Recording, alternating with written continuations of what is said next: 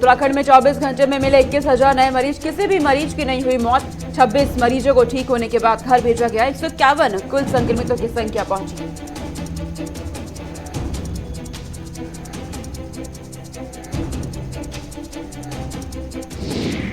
उत्तराखंड में बर्फबारी से दौर हुआ शुरू। बर्फबारी का पर्यटक स्थलों के होटल गेस्ट हाउस की बुकिंग लगभग फुल।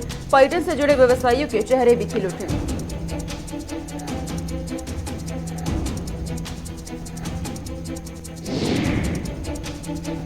सीएम पुष्कर सिंह धामी के पीआरओ हुए बर्खास्त। वाहनों का चालान निरस्त करने संबंधी पत्र सोशल मीडिया में वायरल।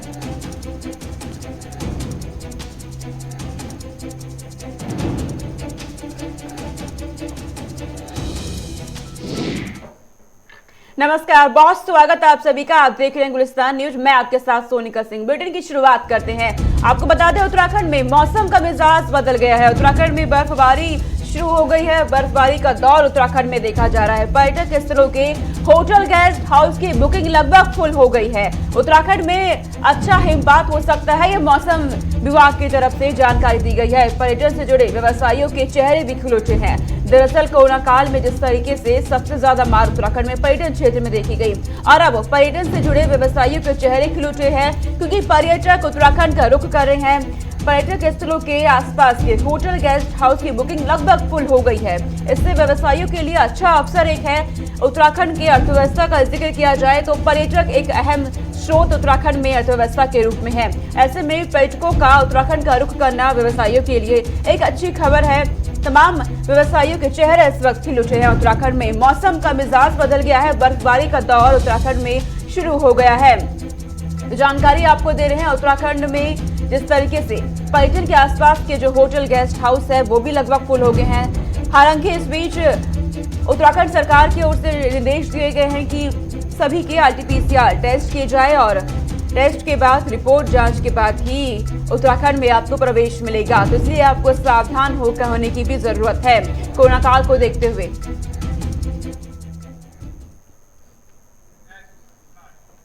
आगे रुक करते हैं। उत्तराखंड में 24 घंटे में 21 नए मरीज मिले हैं। ये जानकारी आपको दे दे। उत्तराखंड में हालांकि हालात सामान्य होने लगे थे, लेकिन एक बार फिर मामलों में उछाल देखा गया है। 21 नए मरीज उत्तराखंड के में सामने आए हैं। 24 घंटे में किसी भी मरीज की हालांकि मौत नहीं हुई। ये रात भरी खबर है। पिछले 24 घंटे में एक भी मरीज की मौत नहीं हुई। 26 मरीजों को ठीक होने के बाद घर भेजा गया है। वहीं कुल संक्रमितों की संख्या 151 तक पहुंच गई है उत्तराखंड में। आपको बता दें कि कुल सक्रिय मामले 151 तक पहुंच गए हैं और 24 घंटे में एक भी मरीज की मौत नहीं हुई है। आपको जानकारी दे दें कि 26 मरीज ठीक भी हो गए हैं।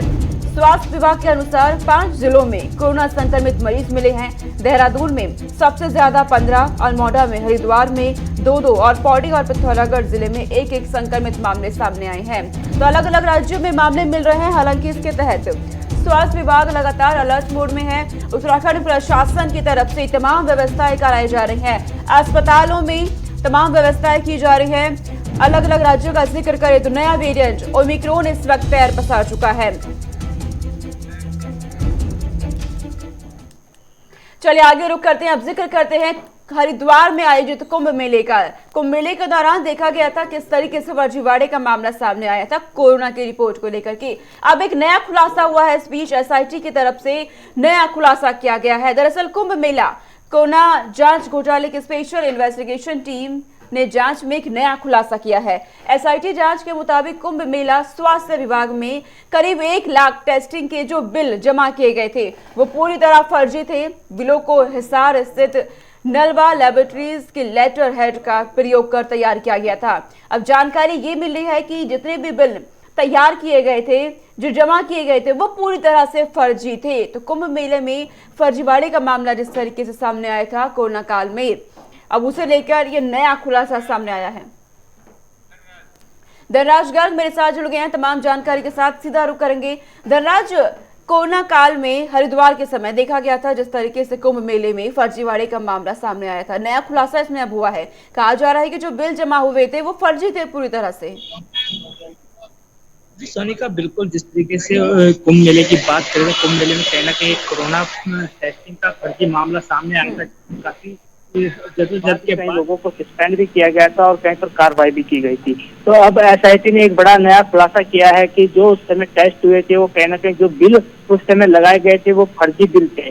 तो अब देखने वाली बात होगी कि एसआईटी किस तरीके से इन लोगों पर कार्रवाई करती है और किस तरीके से इसका बड़ा खुलासा करती है, क्योंकि अभी हाल ही में एसआईटी ने जो खुलासा किया है वो साफ तौर पर कहीं ना कहीं जो दर्शाता है कि कहीं ना कहीं स्वास्थ्य विभाग की कमी है कि किस तरीके से ये फर्जी बिल लगाए गए और क्या इनका पेमेंट हुआ है या नहीं हुआ है। ये तो वक्त बताएगा कि अभी जो फर्जी बिल लगाए गए थे उनका पेमेंट अभी तक जो फर्जी बिल लगाने वाले हैं उनके अकाउंट तक पहुंचा है या नहीं पहुंचा है। यदि वो अकाउंट तक नहीं पहुंचा है तो कहीं ना कहीं कहा जा सकता है कि अभी जो उत्तराखंड सरकार का पैसा है वो अभी सेफ है, लेकिन यदि वो पैसा उन तक पहुंच चुका है तो कहीं ना कहीं उसकी भरपाई करने के लिए एसआईटी अपनी कार्रवाई करेगी। जी सोनिका। धनराज, जानकारी मिल रही है कि ये जो बिल थे वो हिसार स्थित एक प्रयोग में दरअसल वहां पे ये बिल तैयार किए गए थे, तो वहां पे क्या इस वक्त कार्रवाई की जा रही है, कुछ अपडेट आपको मिला है? कि बिल्कुल सोनिका, जिस तरीके से ये हिसार की बात सामने आ रही है कि वहां से जनरेट हुए हैं बिल, तो कहीं ना कहीं एसआईटी अभी जांच कर रही है। अभी हालांकि अभी तक ये पुष्टि नहीं हो पाई है कि आखिर कौन इसके पीछे है, बिल बनाने के पीछे किसका हाथ है और किस अधिकारी, क्योंकि अभी एसआईटी अपनी जांच में जुटी हुई है और कहीं ना कहीं इसमें बड़ा खुलासा भी हो सकता है कि कई अधिकारी भी इसमें मिले हो सकते हैं और कई नेता भी इसमें मिले हो सकते हैं। सोनिका, तो ये लाजमी है कि अब कार्रवाई होनी लाजमी है और तमाम एसआईटी जो जांच कर रही है, जांच के बाद ही पता चलेगा कि आखिर किसका हाथ इसके पीछे है और कौन लोग इसके पीछे हैं। कब तक अब देखने वाली बात यही होगी कि एसआईटी कब तक उन चेहरों को सामने लाती है। चलिए धनराज, आप नजर बनाए रखिएगा, आपसे अपडेट हम आपसे लेते रहेंगे। फिलहाल बहुत शुक्रिया हमारे साथ जुड़ने के लिए। आगे रुख करते हैं, आपको बता दें भारतीय सैन्य अकादमी में शनिवार को पासिंग आउट परेड में शारीरिक तौर पर देश के पहले सीडीएस जनरल विपिन रावत की मौजूदगी नहीं रही। उनका निधन हो चुका है, लेकिन उनकी छाया पीओपी में स्पष्ट तौर पर देखी गई। दरअसल राष्ट्रपति रामनाथ कोविंद ने भी अपने संबोधन के शुरुआत में ही जनरल विपिन रावत का स्मरण करते हुए असाधारण नेतृत्वकर्ता बताया। तो पासिंग आउट बैच के जेंटलमैन कैडेटों ने ड्रिल स्क्वायर में अकादमी का निशान झुकाकर और बैंड की धुन के साथ राष्ट्रगान गाकर अपने सर्वोच्च सेनापति के श्रद्धांजलि देकर उनकी मौजूदगी का एहसास कराया। जनरल विपिन रावत 16 दिसंबर 1978 को आईएमए से पास आउट होकर गोरखा राइफल्स की 5वीं बटालियन में कमीशन हुए थे। पीओपी के दिन उन्हें प्रतिष्ठित स्क्वायर अवार्ड ऑनर भी मिला था। तो जनरल विपिन रावत जो इस पूरे कार्यक्रम के दौरान उन्हें शामिल होना था, लेकिन उस हादसे में उनका निधन हो जाता है। और उसके बाद इस पासिंग आउट परेड में जब राष्ट्रपति रामनाथ कोविंद पहुंचते हैं देहरादून, तो उस दौरान बखूबी उनकी झलक दिखाई देती है विपिन रावत की। उन्हें याद किया जाता है, स्मरण किया जाता है। तस्वीरें आपको दिखा रहे हैं। दरअसल बीते दिन देहरादून में पासिंग आउट परेड हुई, जिसमें 319 जाबाज योद्धा भारत को मिले। When the nation is yet to come out of the shock of the untimely demise of General Bipin Rawat, the Chief of Defence Staff. As you know, 12 others, including General Rawat's wife, Srimati Madhulika Rawat ji, were also killed in the chopper crash. General Rawat was an extraordinary military leader, and his death creates a void that cannot be filled. Uttarakhand was his home, and he was trained at the Indian Military Academy. Here, he was awarded the Sword of Honor for his exceptional skills. But for the tragedy, he would have been among us here today, looking at the passing out parade with delight and pride for the cadets. General Rawat added to the glory of the IMA, which is an institution with an inspiring tradition. Before him, Field Marshal K.M. Cariappa, Field Marshal Sam Manekshaw, and many other extraordinary warriors and strategists began their journey here as young cadets and potential leaders. Some of them laid down their lives for the safety and honor of our nation. The IMA is acclaimed worldwide for its nearly 9 decades of history and heritage. Its buildings and sprawling campus are impressive indeed. It gives me pleasure to see before me the batch of 387 gentlemen cadets who would shortly embark on their journey of a life characterized by valor and wisdom. I am sure they will carry forward the rich legacy of this academy. I appreciate the immaculate turnout and an impressive display of drill. This parade comprises cadets from all parts of India and from diverse communities, as also from 10 friendly foreign countries.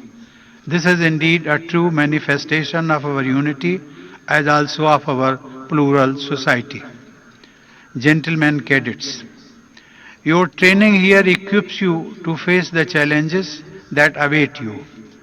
As commissioned officers, you will be expected to blend knowledge, skills and professional application. You must internalize the Chetwood motto inscribed in your academy. All of you know the motto very well. Yet, I find it so good that I would like to repeat it for the benefit of all the cadets passing out today. The motto reads, and I quote, "The safety, honor and welfare of your country come first, always and every time."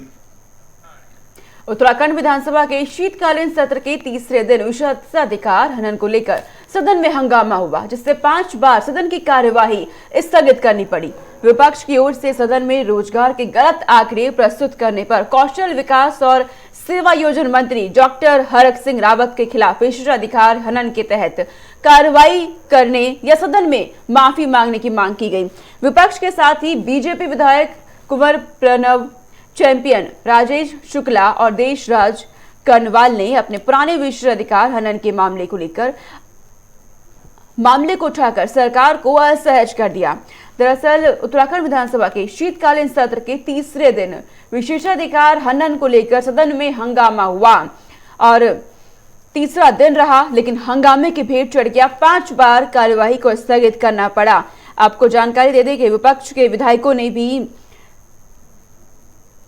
पीठ के सदस्यों को संरक्षण के लिए विनिश्चय देने की मांग की। दरअसल जिस तरीके से हंगामे हुए, जो आसार जताए जा रहे थे उत्तराखंड शीतकालीन सत्र को लेकर के, आगे रुक करते आपको बता दें कि शनिवार को देहरादून में वर्तमान सरकार का आखिरी विधानसभा सत्र का समापन हो गया। इस दौरान कांग्रेस ने गैरसैंण से पहले सीडीएस जनरल विपिन रावत के लिए श्रद्धांजलि सभा आयोजित कर विधानसभा भवन को सीडीएस के नाम पर रखने के साथ ही 3 प्रस्ताव पारित किए। इसके बाद देहरादून में राज्य सरकार के खिलाफ खनन को लेकर जमकर हल्ला बोला गया। पूर्व सीएम हरीश रावत ने विधानसभा के गेट पर धरना देकर सरकार को चेताया। कांग्रेस ने सीएम के कार्यालय से जारी हुए लेटर को लेकर सवाल भी खड़े किए। संजय शर्मा मेरे साथ जुड़ गए हैं तमाम जानकारी के साथ। संचित, जिस तरीके से जानकारी मिल रही है कि विधानसभा सत्र का समापन हो गया, लेकिन इस दौरान देखा गया कि हंगामे भी विधानसभा सत्र के दौरान देखे गए, जैसे कि आसार लग रहे थे शुरुआत से ही। जी बिल्कुल सोनिका, देखिए मैं आपको बताना चाहूंगा कि जो सत्र हुआ है विधानसभा सत्र का कल समापन हो गया और देर रात तक ये सत्र चला।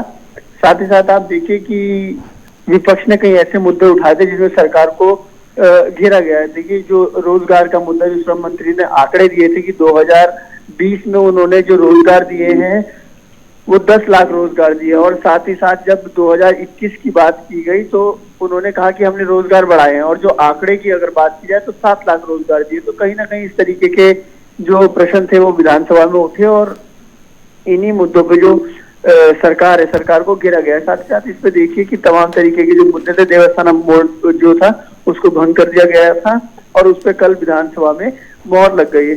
तो कई ऐसे मुद्दे थे जिन पे चर्चा हुई और उनका एक अच्छा परिणाम निकल करके सामने आया। और आप देखिए जो भू कानून की मांग को लेकर के भी एक बड़ा मुद्दा उठाया और भू कानून की मांग को लेकर के अब उत्तराखंड में जो आवाज है वो तेज हो चुकी है। सोनिका, संचित, ये जानकारी भी मिल रही है कि धरना दिया गया है विधानसभा गेट के बाहर बैठकर विपक्षी पार्टियों की तरफ से। तस्वीरें भी हम देख रहे हैं किस तरीके से हंगामा हुआ। बिल्कुल, देखिए जो विपक्षी पार्टी है उन्होंने जो हंगामा किया और साथ ही साथ उन्होंने जो विधानसभा का घेराव भी किया है। कहीं ना कहीं उनकी जो गैरसैंण में सत्र होना था, उस सत्र को लेकर के कि गैरसैंण में सत्र क्यों नहीं किया गया, इसको लेकर के उन्होंने घेरा। साथ ही साथ जो विपक्ष, जो सत्ताधारी पार्टी है, जो भारतीय जनता पार्टी के मंत्रियों के जो बयान थे उससे असंतुष्ट कहीं ना कहीं कांग्रेस नजर आ रही थी, उसको लेकर के भी उन्होंने घेराव विधानसभा का किया। सोनिका, चलिए संक्षिप्त, बहुत शुक्रिया तमाम जानकारी हम तक पहुंचाने के लिए। आगे रुक करते हैं। खड़िया लदे वाहनों का चालान रद्द करने के लिए बागेश्वर की पुलिस कप्तान को संबोधित पत्र मुख्यमंत्री के जनसंपर्क अधिकारी नंदन सिंह बिष्ट को भारी पड़ गया। सोशल मीडिया में पत्र के वायरल होने और विपक्ष के सदन में सवाल उठाए जाने के बाद मुख्यमंत्री के निर्देश पर बिष्ट की पीआरओ पद से छुट्टी कर दी गई। आपको जानकारी दे दें कि बिष्ट पर गाज गिरने के साथ मुख्यमंत्री कार्यालय में तैनात सभी पीआरओ, मुख्य कोऑर्डिनेटर और कोऑर्डिनेटर पर लेटर हेड के प्रयोग पर पाबंदी लगा दी गई। अब वे हस्ताक्षर से कोई सरकारी पत्र या निर्देश जारी नहीं कर सकेंगे। इस संबंध में अपर मुख्य सचिव यानी मुख्यमंत्री आनंद वर्धन ने निर्देश जारी कर दिए हैं। आपको बता दें कि इस पूरे मामले को लेकर अब अपर मुख्य सचिव आनंद वर्धन ने निर्देश भी जारी कर दिए हैं। उत्तराखंड से हमारे ब्यूरो चीफ मेरे साथ जुड़ गए हैं तमाम जानकारी के साथ। सीधा रुख करेंगे धीरेन्द्र का। धीरेन्द्र, जिस तरीके से जानकारी मिल रही है कि विपक्ष के सदन में कई तरह के उन्होंने सवाल उठाए और इसके बाद एक पत्र है जो सोशल मीडिया पे वायरल हो रहा है, क्या है इस पत्र में, कुछ जानकारी आपके पास? नंदन सिंह बिष्ट के नाम से वायरल हो रहा था, जिसको लेकर के कल चल रही विधानसभा में नेता प्रतिपक्ष प्रीतम सिंह ने और उप नेता प्रतिपक्ष करण माहरा ने सवाल उठाया सदन के पटल पे और इसको लेकर के काफी हंगामा घटा। तमाम जो विपक्ष के विधायक थे उन्होंने कहा कि इस तरह से जिस तरह से इस पत्र में खड़िया से भरे हुए ट्रक को छोड़ने की बात की गई है, उसके चालान को माफ करने की बात की गई है, निश्चित रूप से ये मुख्यमंत्री का कानून एवं व्यवस्था में अनावश्यक हस्तक्षेप है और इससे कानून एवं व्यवस्था प्रभावित होती है, पुलिस का जो मनोबल है वो गिरता है। तो इस आरोप के सामने आते ही मुख्यमंत्री ने तत्काल प्रभाव से नंदन सिंह बिष्ट को जब तक इस मामले की जांच न हो जाए हटा दिया है। और इसके साथ ही आपने देखा होगा कि जो मुख्यमंत्री के अपर मुख्य सचिव हैं आनंद वर्धन, उन्होंने एक आंतरिक पत्र भी जारी किया मंत्री सचिवालय के लोगों के लिए कि अब से मुख्यमंत्री के स्टाफ में जो ओएसडी है या मीडिया कोऑर्डिनेटर है, वो लोग किसी भी मामले में इस तरह का कोई पत्र जारी नहीं करेंगे। आपको बता दें कि मुख्यमंत्री पुष्कर सिंह धामी छवि को लेकर के काफी सतर्क रहते हैं और जैसे ही ये मामला सामने आया उन्होंने तत्काल नंदन सिंह को हटाने का आदेश दे दिया। हालांकि विपक्ष के अपने अपने दावे हैं, एक तरफ जहां विपक्ष के लोग से मुख्यमंत्री द्वारा कानून व्यवस्था में अनावश्यक हस्तक्षेप बताया जा रहा है, वहीं पे बीजेपी के जो प्रदेश प्रभारी है, मीडिया प्रदेश प्रभारी है डॉक्टर मनवीर चौहान, उन्होंने कहा कि कांग्रेस एक ऐसे पत्र को लेकर के विधानसभा में और उसके आसपास हंगामा कर रही है जिसकी सत्यता की अभी पुष्टि भी नहीं हो सकती है। लेकिन मुख्यमंत्री ने इसको तत्काल प्रभाव से इस पत्र के वायरल होते ही, तो भले अफवाहें ही हो, लेकिन उन्होंने नंदन सिंह बिष्ट को हटा करके एक अच्छा उदाहरण दिया है। उन्होंने कांग्रेस को तत्कालीन मुख्यमंत्री हरीश रावत के कार्यकाल की याद दिलाई, जब उनका स्टिंग हुआ था, उनके एक सचिव का आईएएस का स्टिंग हुआ था और उसमें उन्होंने कुछ नहीं किया था। उन्होंने कहा कि पूरा देश देख रहा था किस तरह से बेशर्मी से तत्कालीन मुख्यमंत्री हरीश रावत अपने सचिव को न हटा के पगले झांकते रहे। उन्होंने कहा कि मंत्री पुष्कर सिंह धामी ने एक आदर्श उदाहरण किया है कि आरोप लगने मात्र से मुख्यमंत्री पुष्कर सिंह धामी ने उदाहरण प्रस्तुत किया है, तत्काल प्रभाव से बर्खास्त किया गया पीआरओ को। बहुत शुक्रिया धीरेन्द्र, तमाम जानकारी हम तक पहुंचाने के लिए। आगे रुक करते हैं। आम आदमी पार्टी के वरिष्ठ नेता कर्नल अजय कोठियाल ने हाई कोर्ट से मुफ्त बिजली गारंटी योजना पर दायर याचिका को निस्तारित किए जाने पर कहा कि यह सच्चाई की जीत है। हाईकोर्ट ने याचिका पर सुनवाई में कहा कि यह मामला कोर्ट का नहीं है। कर्नल कोठियाल ने प्रेस बयान जारी कर कहा है कि आपकी मुफ्त बिजली गारंटी योजना से बीजेपी और कांग्रेस घबरा गए हैं। उन्होंने कहा कि पूर्व मुख्यमंत्री हरीश रावत के करीबी ने यह याचिका कोर्ट में दायर की थी। कहा गया है कि हम ऊर्जा प्रदेश में रहते हैं, ऐसे में मुफ्त बिजली जनता का अधिकार है। उन्होंने बीजेपी कांग्रेस को चुनौती देते हुए कहा कि जिस भी राज्य में दोनों दलों की सरकार है वहां वह मुफ्त बिजली देकर दिखाए। विशाखा चौधरी संवाददाता मेरे साथ जुड़ गई हैं तमाम जानकारी के साथ। विशाखा, बिजली को लेकर के अब राजनीति बखूबी देखी जा रही है उत्तराखंड में। एक और मुफ्त बिजली देने के लिए कहा जा रहा है, दूसरी ओर याचिका दायर की जा रही है। जी बिल्कुल सोनिका, देखिए जिस तरह से कर्नल अजय पोटियाल लगातार बेरोजगारी और बिजली ये ऐसे मुद्दे हैं जो आम आदमी पार्टी की तरफ से लगातार उठाए जा रहे हैं, और इसी बिजली के मुद्दे को लेकर उनके लगातार बयान सामने आ रहे हैं कि आम आदमी पार्टी ने जब से बिजली को लेकर घोषणा की है, मुफ्त बिजली देने का उत्तराखंड की जनता से वादा किया है, इस वादे से कहीं ना कहीं क्योंकि जनता का समर्थन आम आदमी पार्टी को मिल रहा है, तो कर्नल अजय पोटियाल ने कहा कि भाजपा और कांग्रेस दोनों को फिलहाल असमंजस की स्थिति, दिक्कत की स्थिति का सामना करना पड़ रहा है आम आदमी पार्टी की इस घोषणा के बाद। तो ये बयान उनकी तरफ से दिया गया। इसी के साथ उनको हाईकोर्ट में जो याचिका दायर हुई है उनके ऊपर भी उनका बयान सामने आया। तो जाहिर तौर पर फिलहाल मुफ्त बिजली के मुद्दे को लेकर क्योंकि आम आदमी पार्टी ने कहीं ना कहीं जनता के बीच में एक समर्थन, एक जो सपोर्ट है वो हासिल किया है, उसी सपोर्ट को आगे बढ़ाने का काम चुनावी रणनीति के तहत किया जा रहा है कर्नल अजय पोटियाल की तरफ से, और उसी को लेकर तमाम जो बयानबाजी है आम आदमी पार्टी के मुखिया के द्वारा या फिर कहिए कि मुख्यमंत्री पद के जो दावेदार हैं उनके द्वारा लगातार की जा रही है। चलिए विशाखा, बहुत शुक्रिया हमारे साथ जुड़ने के लिए, तमाम जानकारी अब तक पहुंचाने के लिए। उत्तराखंड में मुफ्त बिजली को लेकर के पॉलिटिक्स देखी जा रही है। अब आइए रुक करते हैं, बात करते हैं पंजाब की। बड़ी जानकारी पंजाब से सामने आ रही है। केंद्र के फैसले के खिलाफ सुप्रीम कोर्ट पहुंची है पंजाब सरकार। दरअसल बीएसएफ का अधिकार क्षेत्र बढ़ाए जाने के फैसले को चुनौती दी गई है पंजाब सरकार की तरफ से। पंजाब सरकार की याचिका पर सुप्रीम कोर्ट ने केंद्र को एक नोटिस भी जारी किया है। अब 4 हफ्ते बाद इस पूरे मामले की अगली सुनवाई होगी। बीएसएफ का अधिकार क्षेत्र आपको बता दें 15 किलोमीटर से बढ़ाकर अब 50 किलोमीटर किया गया था केंद्र सरकार की तरफ से।